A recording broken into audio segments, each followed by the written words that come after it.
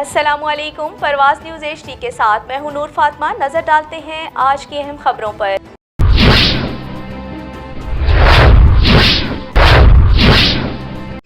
یہ جڑا سڑک کا منصوبہ چل رہا ہے تو پتا بھائی کافی عرصے تو یہ سڑک پینڈنگ سی اور بڑی بری حالت چاہیے۔ اسی آپ بھی پنڈی گئے بے تو گزر کے میں نے اور بڑی مشکل نہ 2.5 گھنٹے کا سفر ہے، اور یہ عوام کا مطالبہ ہے اور ہر دفعہ جو ہے ایسا انشاءاللہ۔ اور جس وقت پچھلی دفعہ وزیر اعلیٰ صاحب آئے انہوں میں ریکویسٹ کی تھی اس سڑک کے بارے، پھر بعد کسی وجہ تو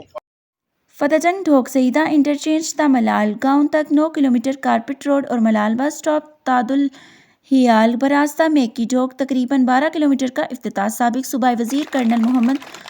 انور نے کر دیا۔ افتتاح کے موقع پر سابق صوبائی وزیر محکمہ ریونیو کرنل ملک محمد انور نے میڈیا سے گفتگو کرتے ہوئے کہا کہ فتح جنگ پنڈی کھیپ روڈ کافی خستہ حالی کا شکار تھا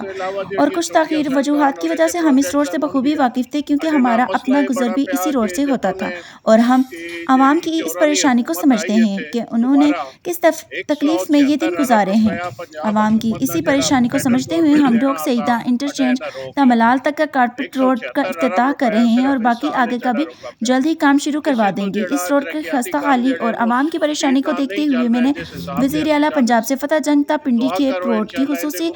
گرانٹ منظور کروائی ہے تاکہ اپنے حلقے کی عوام کو اس تکلیف میں اور پریشانی سے بچایا جا سکے۔ افتتاح کے موقع پر امیدوار صوبائی اسمبلی PP2